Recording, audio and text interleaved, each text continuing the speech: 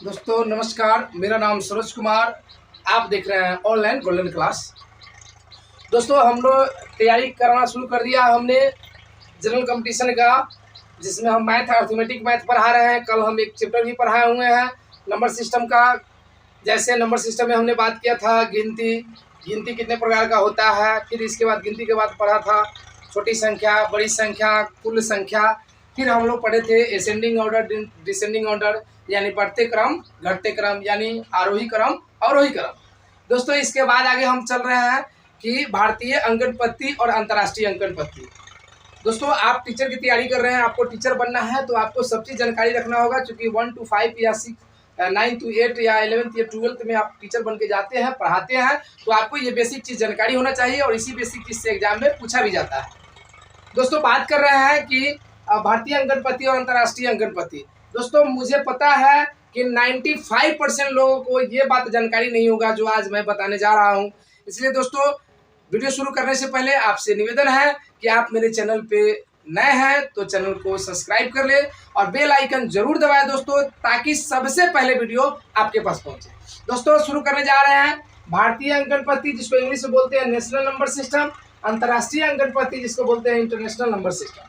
भारतीय अंकन पद्धति में दहाई, सैकड़ा, हजार, 10,000, लाख का बात जब चलते हैं तो क्या करते हैं, अंक के 2 डिजिट के बाद हम लोग कमा देते हैं, 2 डिजिट के बाद हम लोग कमा देते हैं। लेकिन अंतर्राष्ट्रीय अंकन पद्धति में 3 डिजिट के बाद हम लोग कमा देते हैं, 2 डिजिट नहीं 3 डिजिट। जैसे हम बात करते हैं कि अगर भारतीय अंकन पद्धति में हमको लिखना होगा 1000 तो हम लिखेंगे कितना, इस तरीके से लिखेंगे। लेकिन अंतर्राष्ट्रीय अंकन पद्धति में लिखना होगा 1000 तो हम 3 डिजिट के बाद कमा देंगे, 3 डिजिट के बाद, पहला 2 डिजिट, इसके बाद जब भी बढ़ेंगे 3 डिजिट। जैसे हम बात करते हैं 1 लाख की बात करते हैं तो ये पहला का कमा देंगे 2 डिजिट पर और इसके बाद 3 डिजिट पर। लेकिन भारतीय अंकन पद्धति में ऐसे नहीं, अगर 1 लाख लिखना होगा तो हम भारतीय अंकन पद्धति में क्या करते हैं, 2 पर कमा देते हैं, बस। ठीक है दोस्तों, अब हम बात करते हैं भारतीय अंकन पद्धति और अंतर्राष्ट्रीय अंकन पद्धति में क्या अंतर है, क्या क्या नाम है, ये सारी मैं बताऊंगा दोस्तों। शुरू करते हैं वीडियो। जैसे भारतीय अंकन पद्धति में इकाई का मतलब 1, तो अंतर्राष्ट्रीय अंकन पद्धति में भी इकाई का मतलब 1 होता है। भारतीय अंकन पद्धति में दहाई का मतलब 10 होता है, तो अंतर्राष्ट्रीय अंकन पद्धति में दहाई का मतलब 10 होता है। यहाँ तक ठीक है दोस्तों। भारतीय अंकन पद्धति में सैकड़ा का मतलब 100 होता है, तो अंतर्राष्ट्रीय अंकन पद्धति में भी सैकड़ा का मतलब 100 होता है। फिर आगे दोस्तों भारतीय अंकन पद्धति में 1000 का मतलब 1000 होता है, तो अंतर्राष्ट्रीय अंकन पद्धति में भी 1000 का मतलब 1000 होता है।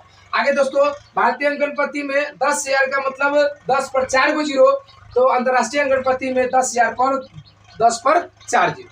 आगे दोस्तों भारतीय अंकन पद्धति में 10,000 के बाद लाख होता है, तो अंतर्राष्ट्रीय अंकन पद्धति में 10,000 के बाद 100,000 होता है। यहीं से अंतर शुरू हो जाएगा दोस्तों भारतीय अंकन पद्धति में और अंतर्राष्ट्रीय अंकन पद्धति में। भारतीय अंकन पद्धति में 10 के घात पे बढ़ते हैं और अंतर्राष्ट्रीय अंकन पद्धति में 100 के घात पे बढ़ते हैं। जैसे यहाँ 1000, 10,000, 100,000, यहाँ होगा 1000, 10,000, लाख। ठीक है दोस्तों, तो भारतीय अंकन पद्धति में लाख पर 10, 10 के घात 5 होगा, तो अंतर्राष्ट्रीय अंकन पद्धति में 100,000 पे 10 के घात 5 होगा। भारतीय अंकन पद्धति में दोस्तों 10 लाख पे 10 लाख का मतलब 10 के घात 6 होगा, तो अंतर्राष्ट्रीय अंकन पद्धति में मिलियन के घात, यानी मिलियन कहेगा तो 10 के घात 6 होगा। दोस्तों इकाई, दहाई, सैकड़ा, हजार, 10,000, 100,000, मिलियन होगा। लेकिन यहाँ चलेंगे इकाई, दहाई, सैकड़ा, हजार, 10,000, लाख, 10 लाख तो करोड़ होगा। यानी भारतीय अंकन पद्धति में 10 के घात पे बढ़ते हैं और अंतर्राष्ट्रीय अंकन पद्धति में 100 के घात बढ़ते हैं। इससे आगे दोस्तों हम बात करते हैं दोस्तों, तो बात किए अभी हम लोग बात करके छोड़े हुए थे कहाँ, 10 लाख पे। 10 लाख से आगे बढ़ते हैं, लाख के बाद क्या होगा, 10 लाख के बाद करोड़। तो भारतीय अंकन पद्धति में करोड़ बोलेंगे, तो अंतर्राष्ट्रीय अंकन पद्धति में 10 मिलियन बोलेंगे, 10 मिलियन। तो 10 मिलियन पर क्या होगा, घात 10 के घात 7। भारतीय अंकन पद्धति में 10 करोड़ होगा, तो अंतर्राष्ट्रीय अंकन पद्धति में क्या होगा, 100 मिलियन। यानी 10 के बाद क्या हो जाएगा, 100 मिलियन, यानी 10 के घात 8। भारतीय अंकन पद्धति में 10 करोड़ के बाद अरब होता है, तो अंतर्राष्ट्रीय अंकन पद्धति में मिलियन होता है। अंतर्राष्ट्रीय अंकन पद्धति में बिलियन होता है दोस्तों, बिलियन यानी 10 के घात 9। फिर आगे बात करते हैं दोस्तों, अरब के बाद होगा 10 अरब भारतीय अंकन पद्धति में, तो मिलियन के बाद होगा 10 मिलियन अंतर्राष्ट्रीय अंकन पद्धति में, यानी 10 के घात 10।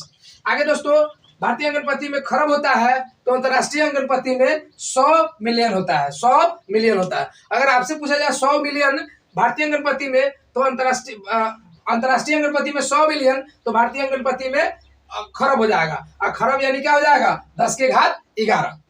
आगे दोस्तों बात करते हैं, खरब के बाद होता है 10 खरब, तो अंतर्राष्ट्रीय अंकनपति में मिलियन के बाद हो जाएगा 100 मिलियन के बाद हो जाएगा ट्रिलियन। तो भारतीय अंतर्राष्ट्रीय अंकनपति में ट्रिलियन तो भारतीय अंकनपति में 10 खरब।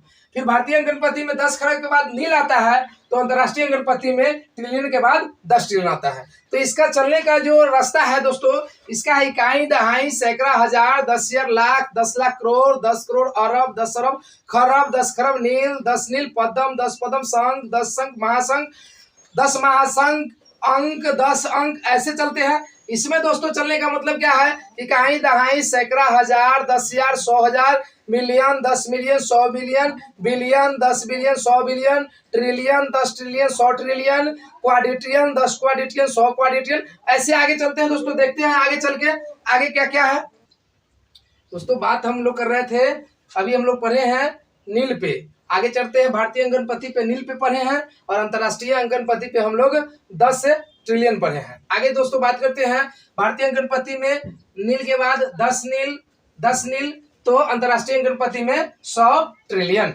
यानी 10 के घात 14।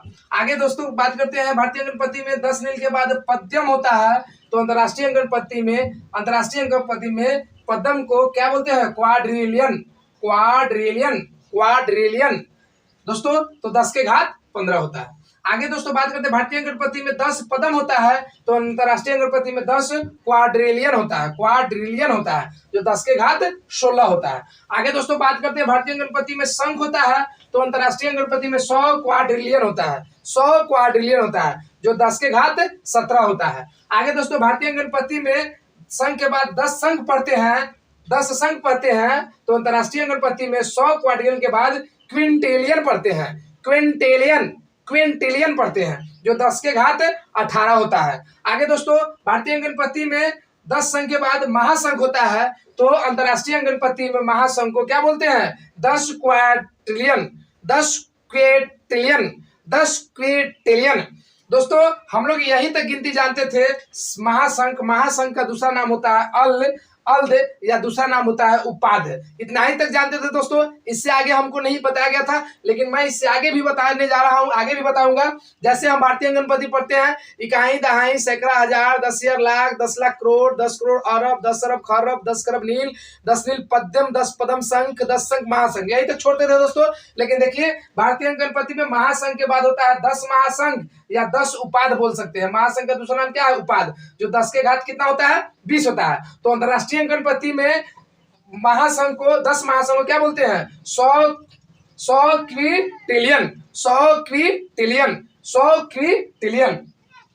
क्विंटिलियन का मतलब 10 के घात 20 होता है। आगे दोस्तों बढ़ते हैं। दोस्तों हम लोग पढ़ रहे थे भारतीय अंकनपति, अंतर्राष्ट्रीय अंकनपति, जिसमें अभी हमने पढ़ा है 10 महासंघ, और उधर पढ़े 10 महासंघ भारतीय अंकनपति में, और अंतर्राष्ट्रीय अंकनपति में पढ़े हैं 100 क्वाड्रिलियन यानी 10 के घात 20 पढ़े हैं। आगे दोस्तों बात करते हैं भारतीय अंकनपति में अंक बोलते हैं या महाउपाध बोलते हैं, यानी 10 महासंघ के बाद अंक होता है या महाउपाध होता है। और अगर अंतर्राष्ट्रीय अंकनपति में चलते हैं तो होता है सेक्स ट्रिलियन यानी 10 के घात 21 होता है। भारतीय अंकनपति में चलते हैं दोस्तों, अंक के बाद 10 अंक बोलेंगे या महाउपाध के बाद 10 महाउपाध, 10 के घात पे चलते हैं। और यहाँ चलेंगे तो सेक्स ट्रिलियन के बाद 10 सेक्स ट्रिलियन बोलेंगे जो 10 के घात 22 होता है। आगे दोस्तों बात करते हैं अंक 10 अंक तब जल्द होगा भारतीय अंकनपति में, तो अंतर्राष्ट्रीय अंकनपति में 100 क्वाड्रिलियन होगा, 100 सेक्स ट्रिलियन होगा, 100 सेक्स ट्रिलियन यानी 10 के घात 23 होगा। आगे दोस्तों बात करते हैं जल्द के बाद 10 जल्द होगा, तो यहाँ चलेंगे तो 100 सेक्स ट्रिलियन के बाद सेप्टिलियन होगा, सेप्टिलियन का मतलब हो गया 10 के घात 24। आगे दोस्तों बात करते हैं भारतीय अंकनपति में 10 जल्द के बाद माध होता है, 10 जल्द के बाद माध होता है, तो अंतर्राष्ट्रीय अंकनपति में सेप्टिलियन के बाद 10 सेप्टिलियन होता है। 10 सेप्टिलियन करने का मतलब 10 के घात 25 होता है। आगे दोस्तों बात करते हैं माध के बाद 10 माध होता है, 10 माद होता है तो अंतरराष्ट्रीय अंकन में चलते हैं 100 सेप्टेलियन होता है। 100 सेप्टेलियन कहने का मतलब 10 के घात 26 होता है। आगे दोस्तों बात करते हैं भारतीय अंकन में 10 माद के बाद पराद होता है। 10 माद के बाद पराद होता है तो अंतरराष्ट्रीय अंकन में 100 सेप्टेलियन के बाद ऑक्टेलियन होता है। ऑक्टेलियन होता है जो 10 के घात 27 होता है। 10 पराद तो अंतरराष्ट्रीय अंकन में होगा 10 ऑक्टेलियन। 10 ऑक्टेलियन जो 10 के घात 28 होगा। आगे दोस्तों भारतीय अंकन में 10 पराद के बाद अंत होता है तो अंतरराष्ट्रीय अंकन में 10 ऑक्टेलियन के बाद 100 ऑक्टेलियन होता है। 100 ऑक्टेलियन करने का मतलब 10 के घात 29। आगे दोस्तों बढ़ते हैं भारतीय अंकन में तो अंत के बाद 10 अंत होगा तो अंतरराष्ट्रीय अंकन में 100 ऑक्टेलियन के बाद 9 नॉनिलियन होता है। नॉनिलियन होता है। नॉनिलियन नॉनिलियन उच्चारण आपको सर होना चाहिए। उच्चारण आपको टीचर है, आपको उच्चारण करने आना चाहिए। आगे तो 10 के घात 30 होगा। आगे दोस्तों बात करते हैं भारतीय अंकन में 10 अंत के बाद महाअंत होगा। महाअंत होगा तो अंतरराष्ट्रीय अंकन में 10 नॉलिनियन होगा। नॉलिनियन होगा जो 10 के घात 31 होता है। आगे दोस्तों बात करते हैं भारतीय अंकन में महाअंक के बाद 10 महाअंक होगा तो अंतरराष्ट्रीय अंकन में 10 नॉलिनियन के बाद 100 नॉलिनियन होगा। 100 नॉलिनियन का मतलब हो गया 10 के घात 32। आगे दोस्तों भारतीय अंकन में बढ़ते हैं 10 महाअंक के बाद शिष्ट होता है। शिष्ट होता है तो भारतीय अंकन में 100 नॉलिनियन के बाद डेसिलियन होता है। डेसिलियन होता है। डेसिलियन होता है जो 10 के घात 33 होता है। दोस्तों भारतीय अंकन में शिष्ट के बाद 10 शिष्ट होगा तो अंतरराष्ट्रीय अंकन में डेलियन के बाद 10 डेसिलियन होगा। डेसिलियन होगा 10 डेसिलियन होगा जो 10 के घात 34 होता है।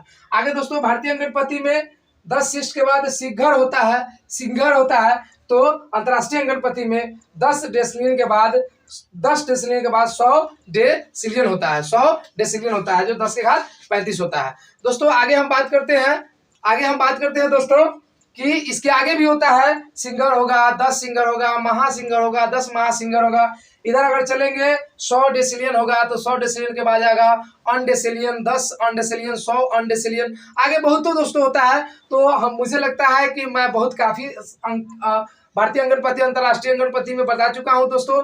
आगे इसके बाद हम बात करने जा रहे हैं अगला चैप्टर भारतीय अंकन से कुछ क्वेश्चन का बात करते हैं। जैसे आपसे डायरेक्ट पूछ दे कि भारतीय अंकन में अंत को अंतरराष्ट्रीय अंकन में क्या बोलते हैं तो भारतीय अंकन को अंत को अंतरराष्ट्रीय अंकन में बोलते हैं 100 ऑक्टेलियन।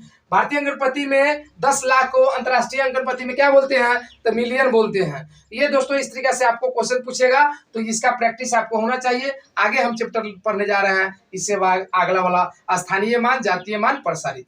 स्थानीय मान का विभाजन के लिए